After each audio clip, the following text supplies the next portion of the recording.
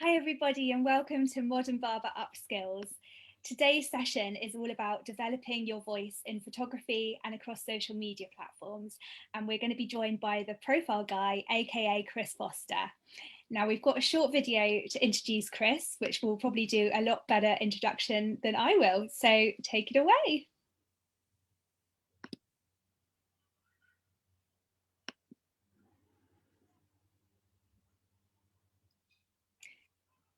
I think we're having some problems. Oh no, there we go.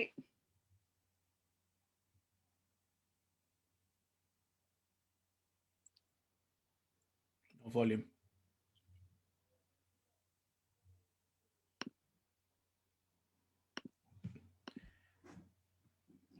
And Chris and I will just sing for you over. It's karaoke, right?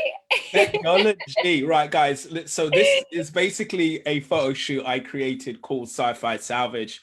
It was a shoot that had 9 models in one day, and it was based upon the whole kind of whole concept of Star Wars. So you got Luke Skywalker, the light side of the Force, and then you got kind of the dark side of the Force. So it was basically the whole concept of storytelling, and then it just switches to the dark side, as you can see. So they're much darker characters, more makeup, versus it was a very clean look. It was a very much contrasty feel. So that's the beauty of photography and the beauty of creating great imagery, just to switch it up and to change and to tell stories. So yes, unfortunately, there was no volume there. You just imagine the music going on, guys. You imagine all of that lovely stuff. And it had a banging soundtrack too. It had a pretty good soundtrack. It was quite mellow, actually. It was quite mellow. I could sing it, but I'm not going to. Maybe we'll play it out at the end and cross fingers that the soundtrack works. But lovely to see you. Great to see you, Charlotte. Thank you for inviting me to have a little talk and upskill, because it's all about upskilling right now. Absolutely. So first of all, why is it so important to kind of develop that creative voice and that brand when it comes to your creative output, would you say? It's vital. It's vital for your success within the industry. We live in a creative industry, and it's so important for us as creatives to reflect that in the work that we do.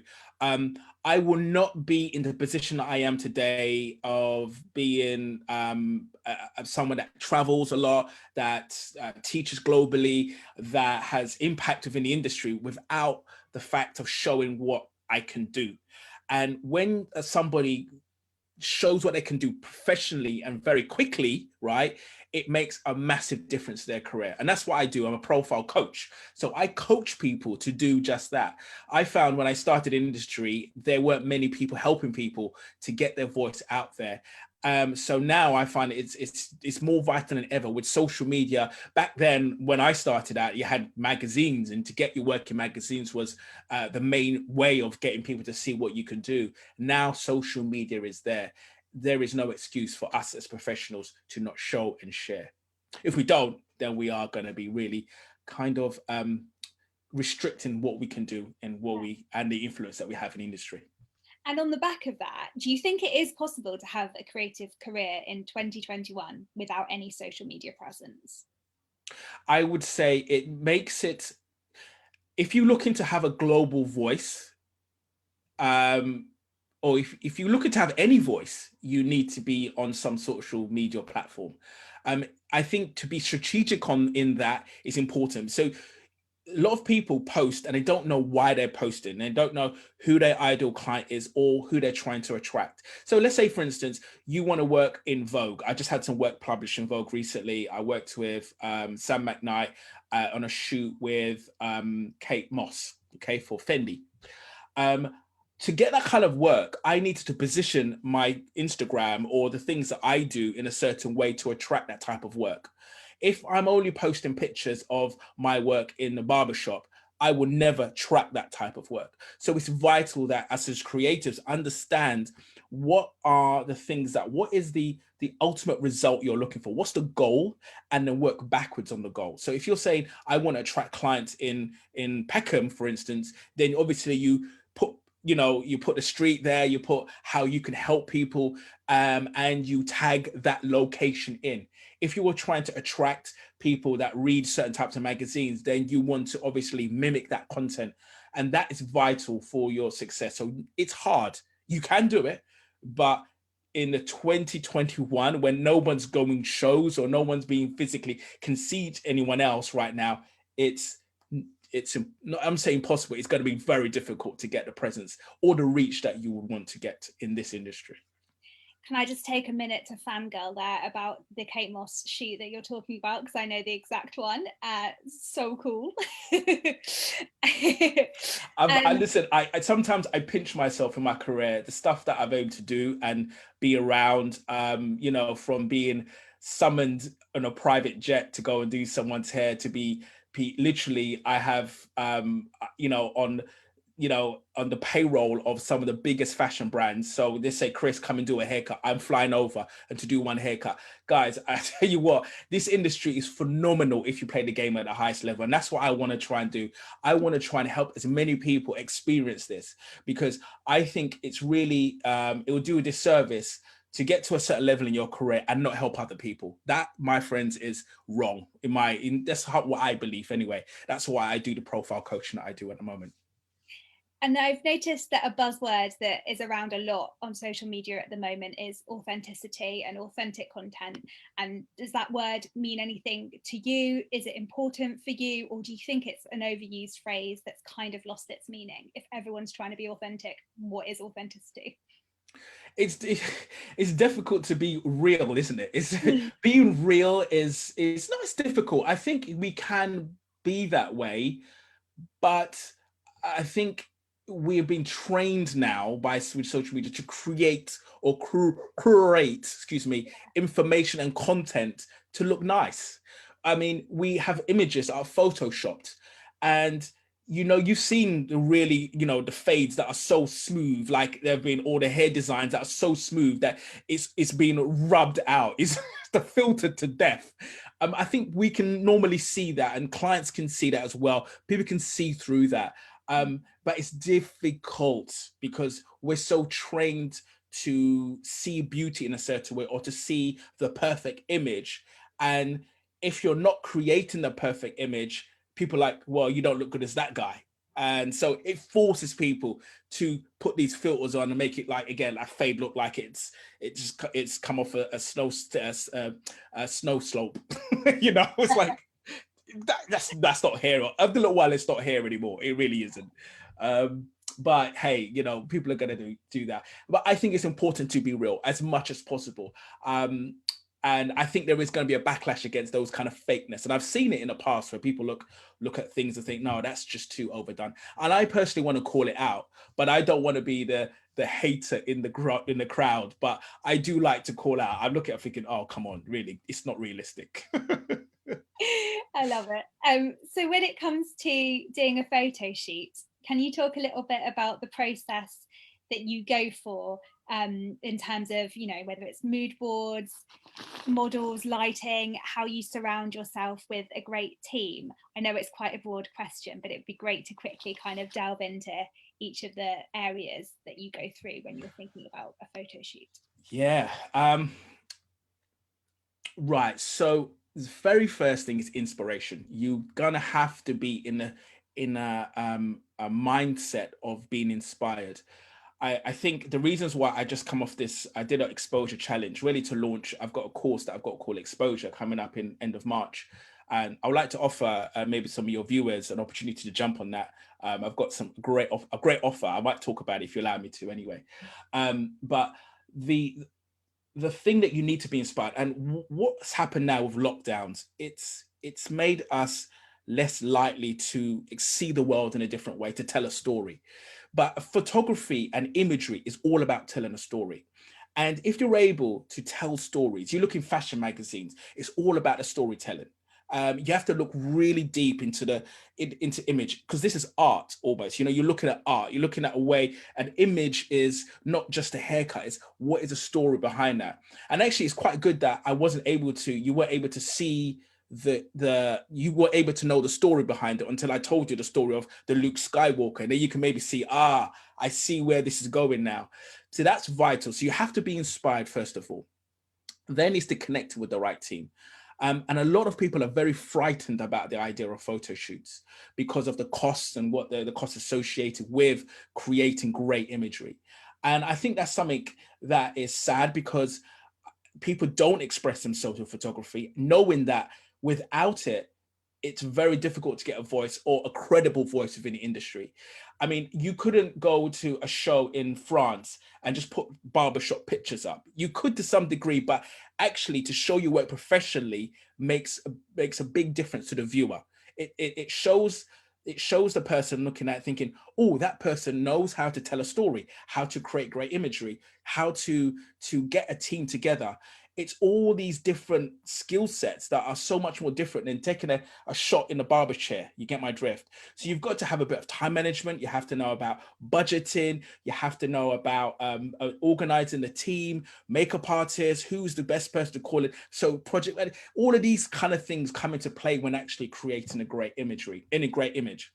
But telling stories is one thing, finding a team is the other. I would say the best way of doing that, and nothing should stop you. Resources should never stop a person. Resources, and this is what I believe, resources always go to those who are resourceful. Okay, so I'm going to repeat it again. Resources always flow to those people who are resourceful. When I had no money to do a photo shoot, I found people to help me to get the goal. The goal was to create some great imagery so I can enter a competition. Money was no object. So I think people start like, oh, I want to do that, but I'm not going to because I can't afford it. And that's so limiting, because I strongly believe there are some phenomenal hairdressers out there, phenomenal barbers who are stumped by the here and now rather than what they potentially could do. So that should never stop you. But once you get your team, you get your inspiration, you just go for it and really create and be the best version of yourself with photography. And that's what I think is really important. And you've just mentioned doing things kind of on a budget, and there's things like street casting and like calling on your friends or links in the industry that you can do as well. Collaboration in 2021 is vital. I will tell you this story. Back in the last recession, 2008, I had an idea of creating an app, an education app, and I collaborated because right now everybody's in the same position. So you have to use this time wisely to say, how can I collaborate? Because everyone is in the same level now. Nobody's more further than anywhere else. So people are looking to launch themselves, do think this is a massive reset for our economy, for our industry. People don't know, people are worried. I see it as a fantastic time to go out there and create and be inspired, to work with makeup artists who haven't been working for months, to work with photographers who hasn't been working for months. My God, you have guys, I can't even say how amazing this time is, but it's all about the right mindset. And you have to have the right mindset of meeting with people, creating and being creative yourself. Now, the best way of attracting that work is to show, if you're not that creative with your work that you're doing at the moment, show things that inspire you on your Instagram. Don't think that I'm not cutting hair. I'm only about the clientele I've got. Put imagery in between some of the work that you do in the shop, intertwined with things that inspire you, images that you think, oh my goodness, I would love to work with those kind of people. A little hack here I'm going to give you guys, all right, because this is my coaching. I'm going to coach you guys right now because I'm all about helping people in the industry. If, for instance, you are really excited about doing something in a magazine, what you need to do is research the content that they put out. Really research it. Look at the way that the images they're putting in there. And this will increase your opportunity of getting your collection submitted and getting it agreed based upon the values of the magazine. Okay. It's really important to understand, like Aesthetica, or let's say HJ or Modern Barber has a certain aesthetic. They have a certain image that they look for a print.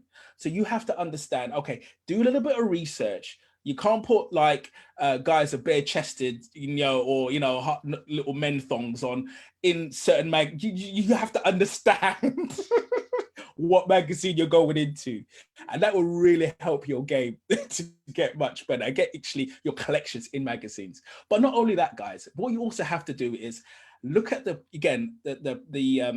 if it's like fashion, look at what people in fashion post, and then replicate that post just to be in the gang. That's a really top hack for you guys. Before I leave it there.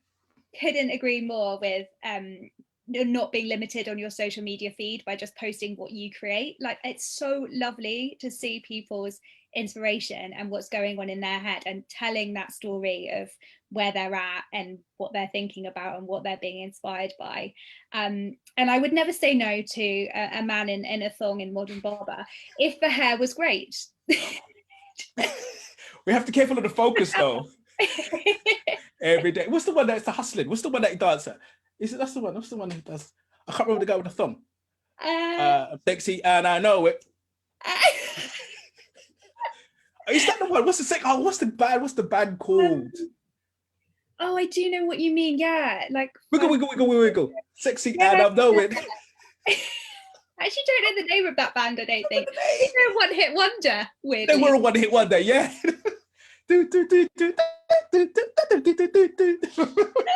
how things go off topic. I'm hustling. Is it every day I'm hustling? Every day I'm hustling. I'm hustling. Yeah. So is that your strategy for social media, would you say? Every day I'm hustling? Because that was going to be the next question. No. It's not. What's my strategy for? What a wonderful segue into that question. Thank you. Charlotte, you're good at this interview thing. Oh my days. Okay. Right. So segue into the strategy.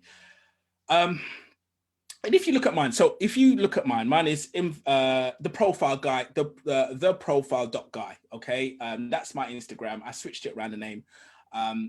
But the profile.guy, you will see imagery on there. I think people know I'm a barber. I don't need to stay in the office. And the thing is, I don't want to attract other barbers. That's not why I do what I do. Okay. I attract the type of work that I want to do, or the type of people that I want to connect with. Social media is all about networking, social networking. Okay, I'm going to repeat that again, because it's important to understand that when you reach out to somebody, or someone reaches out to me, they want to connect in an authentic way. So I use social media to connect, and it's almost like a party for me. You need to be a great party goer. You can't be in social media, go in, post your pictures, and expect people to interact with it. It's like a party. You know, you go into a club, you can't say, oh, I'm here, guys, and you walk off. You have to tip the guy at the door, go to the guy at the toilet, you know, he gives you a bit of soap. You got, you know, the algorithm will reward you if you use a bit of soap and pay the guy in the toilet. You know, go to the DJ, chat to the DJ, go to the bar, spend some time at the bar, spend some time being a really great party goer. The algorithm will reward you. It warms you up. It says, and do this before. Again, hack, guys, big strategy for you. Warm the algorithm up an hour before you go on, and warm it up an hour afterwards. No, warm it up before, post your picture, and then warm it up afterwards. Keep it warm, keep interacting. Put calls to action at the end of your posts. So currently, the rule of thumb at the moment with social media is, especially Instagram, because most people are on Instagram to some degree. I'm now on Clubhouse. So I'm like, take on different direction. But if I was on Instagram, would be really put your calls to action and ask people to save. You need to tell people what you want them to do. Either book now, or call me, or comment below. Do something at the end of your post to get engagement, to get people talking. Because the algorithm likes engagement, but it also wants people to save your post and share posts. So if someone shares your post, the algorithm gets super excited with your work, and it then shows you to more people. Again, it's really sad that most of our work on the Instagram is not shown to a lot of people. But if you're gracious, if someone follows you, and I try and do this as hard while I was in lockdown, if I got a new follower, I would message back and say, thank you for following me. Show that you are a great party goer. The chances are they will message back, and the chances are they will like and comment on your post because they're new to the game. But if you're gracious to other people, then they'll be gracious back. And that is how you become a great party goer. I love this analogy. You've made me feel nostalgic for parties at the same time, but also given me really great practical tips. Yeah, let's how party. much do I want to go to a nightclub toilet? Why do I want to be there now? But I do. I'm very, very nostalgic. Yeah, spray the aftershave. Go on. Drop a tip in. And I like the idea of almost sending a thank you note after you've gone to a great party, engaging with your new followers. That's very cool. So speaking of the different social channels, do you kind of have a different voice for each channel, would you say? Definitely. And I think that comes with researching the platform. You have to know the history of the platform and why the platform exists in the first place, and play the game of the platform. So hence TikTok, fast videos. That is the history of the platform. You play the game of the platform. You don't think of, so you're doing very quick tutorials. You can do it, speed it up, make it exciting, make it fun. It's meant to be entertaining and educating. That's the idea of that platform. Instagram, again, great imagery. It's more photo led, it's more image led. So TikTok's video led, Instagram is image led. Facebook is interesting. I think the most of the people on Facebook now, it's more groups. I very rarely post on pages now because there's no reach on pages. Back in the day, that used to be the kind of the lazy person's website, because you can put something up, but the reach on Facebook is ridiculously hard. It's very, very difficult. And of course, you've got the Snapchats, you've got all different platforms. Everyone has their own unique story, and you have to play that game. It's like going to a jazz party versus a rave. Everyone's game is slightly different, and to syndicate your information in, so like LinkedIn is a different game altogether. Again, it's an underused tool as us as creatives, but my gosh, guys, the opportunity that is on LinkedIn is unreal, because decision makers are on LinkedIn. Yeah. Okay. Creatives are on Instagram. Decision makers are on LinkedIn. Facebook is your granny now. It's just not quite. It's not. And groups. Now, groups are very important. So community. Facebook is community. TikTok is fun, fast, and furious. And what's the other ones? We've got Twitter, again, messaging. It's a messaging app. It's more shout your information at people. I'm here right now. Come and follow me. Join this, do that. It's a shouting platform.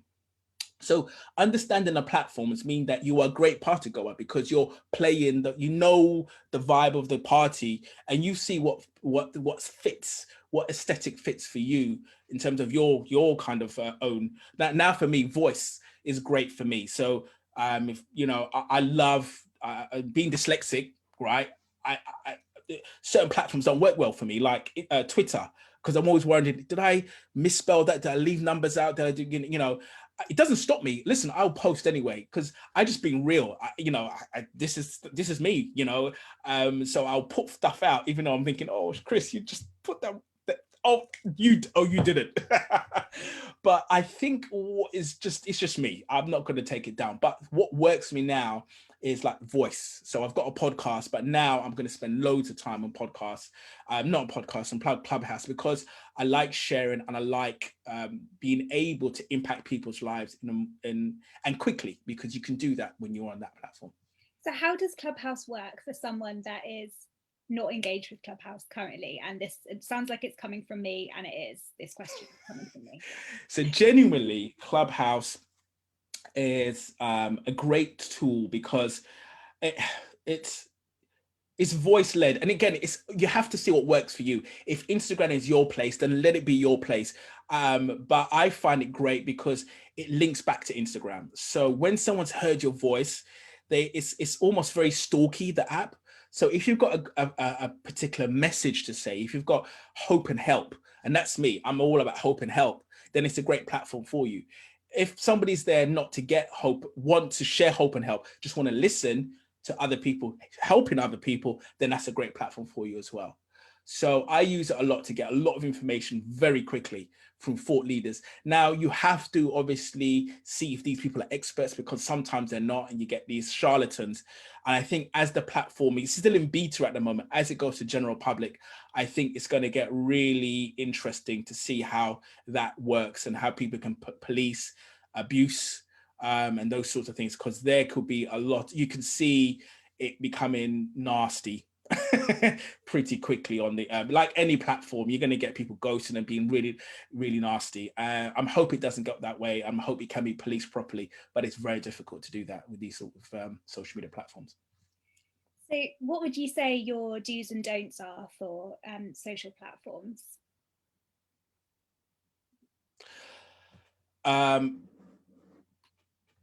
So do's and don'ts for social platforms would be: do engage, do be a great, use it to network, connect with people that's going to advance you. As I say, as a profile coach, when someone comes to me and says, Chris, I'm hitting a brick wall, I'm not making enough money, I love doing my hair, I need some solutions, I need a voice in the industry, I need to get my, this, and I'm gonna say, listen, are you being hope and help to somebody else? Rather than what you need, it's really how you can help others. The more you serve and the bigger your audience that you serve, the more you can solve your financial problems. So use a platform in a way to serve more people. When you serve more people, the rewards come to those who serve. I've got a bottle of water, okay? If this bottle of water was only for me, then they're not going to make very much money. They sell bottle of water all over the place, and they've got more income because they're serving more people at mass on scale. So I use a platform that way. Don't, is that do's? That was do's or don'ts? It was do's. Do's, right, you do that. Don't be bougie. Okay, that means, post and go. It's like, again, partying and like, I'm off, guys. um, don't abuse other people. Don't feel that that don't feel offended when not enough people are commenting or liking your stuff, because ultimately it's not about you, it's about your message. Okay. And if it offends people, so be it. That means it is getting to people. I saw someone's posted something, oh, I hate these people's work. I'm like, good on you, because you're posting enough so someone sees your work and hates. It should never stop someone's authentic message. It should never stop someone's expressing themselves. And that, I think, is sad, that people are bullied on these platforms and they stop expressing how good and magnificent they are. Because in 2021, creating great collections, creating a voice is pretty much the only way that you're going to get seen by magazines, by artists, by fashion people in the industry, by people looking for experts to help them. And if you're not there, you will be overlooked by the next person who is. And that is tragic. That is tragic when someone is so creative and so fantastic at what they do, they hide it in a small shop working one-to-one rather than serving the many. And the rewards happen when you serve the many. I like that model of don't let it just be one-to-one, be one-to-many.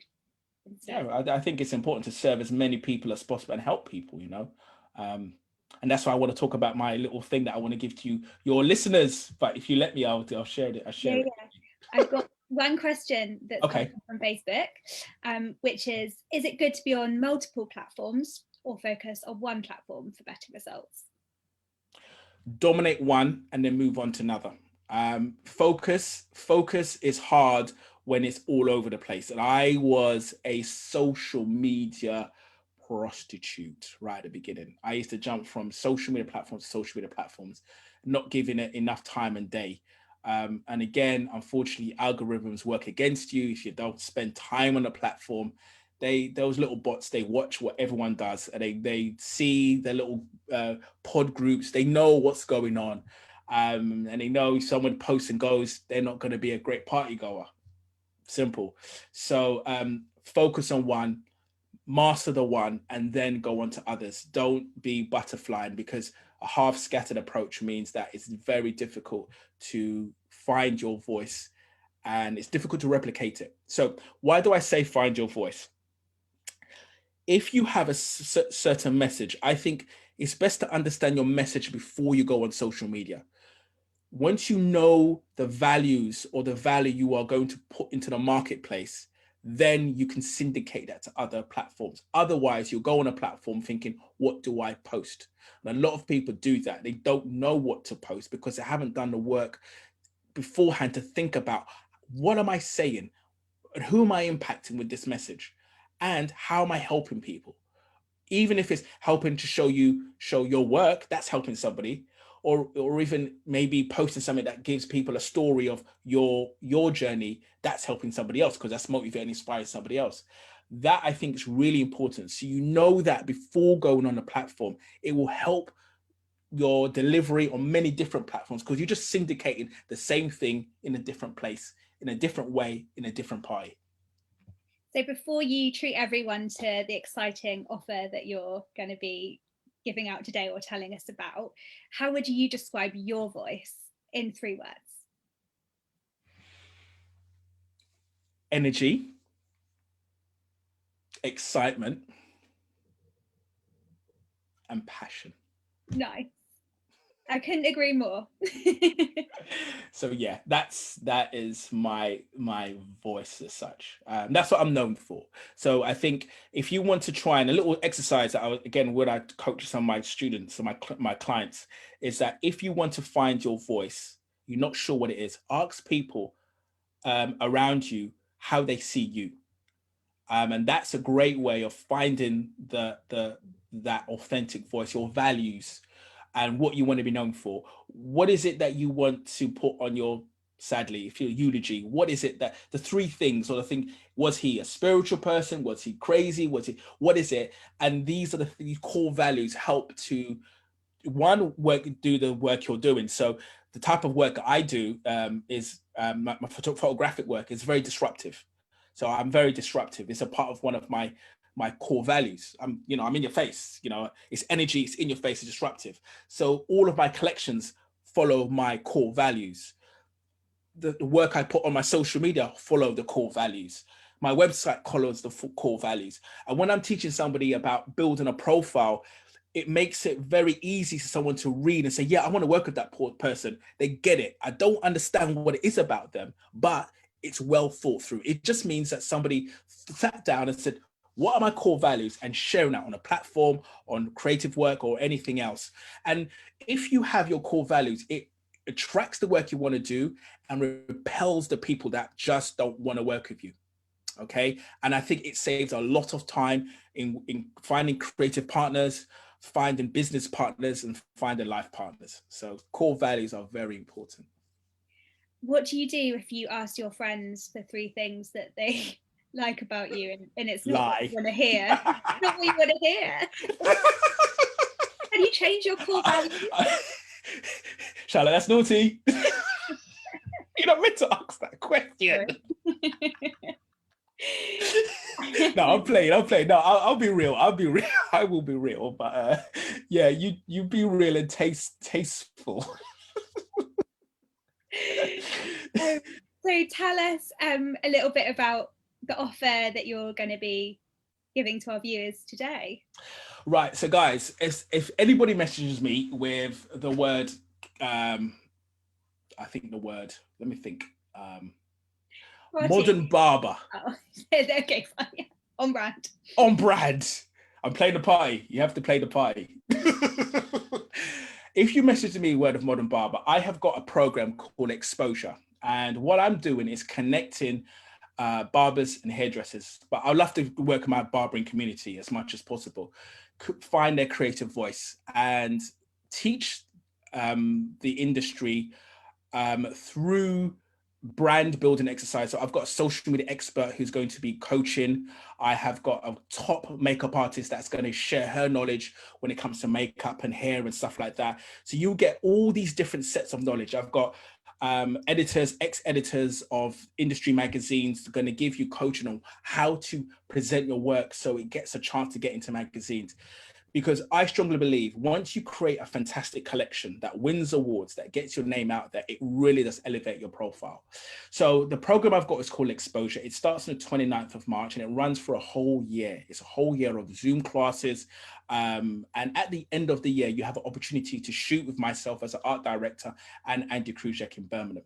So that's the actual program. It's called Exposure.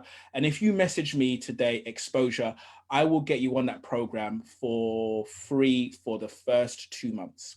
Okay, so you have a free membership for the very first 2 months if you message me, Modern Barber, and I'll be happy to get you on the program so that you can experience a career change and opportunity. And I genuinely believe that because when I started out, and this is the reason why I do this work, it was very hard to get the help within this industry. I thought I had to go from barbershop to barbershop, hairdresser to hairdresser, whatever it is, to get the help I needed. And that's not the way to get the help you need. It's having a mentorship to shortcut that learning process. So when I figured it out, when I've started to, get booked for Christian Dior to go and do a haircut and go to Gucci, fly over to Milan to do rapper's hair and all these amazing things, then I thought, okay, I've cracked the code. So now I've not re-engineered, but I've broken it down to make it easier for other people to follow that platform, that strategy, and have great opportunities within this industry. Amazing. And what an industry, and what opportunities are available. And I know everything continues, but I just can't wait till April and we can all providing all of the things, fingers crossed, providing that all of the T's are crossed and the dots are dotted. No, the I's are dotted. Fingers crossed. I'm looking forward to being around people again. I think I really miss the shows, and I really miss connecting with people. I mean, this is great for us to connect like this, but there's something quite special about doing a face-to-face thing. Any more questions? Is that all the questions we have? It is so far, but we might get some more in because people will watch it maybe later in the day, in the evening. Okay. And then if anyone is looking for this video in future, it will go up on IGTV as well, and also on our YouTube channel tomorrow. So it has been an absolute pleasure. Thank you so much for your time, Chris. I've learned so much also, and I hope everyone else has watching, and you've just made me really nostalgic for parties and nightclub toilets, which I didn't think was the direction that the talk would take. It didn't go in. Yep, leave a tip. That's all I'm saying. Have you been to a place where the guy's like, you good enough to be like, no tip? I'm like, well, I didn't ask you to do that, dude. I didn't have to spray me.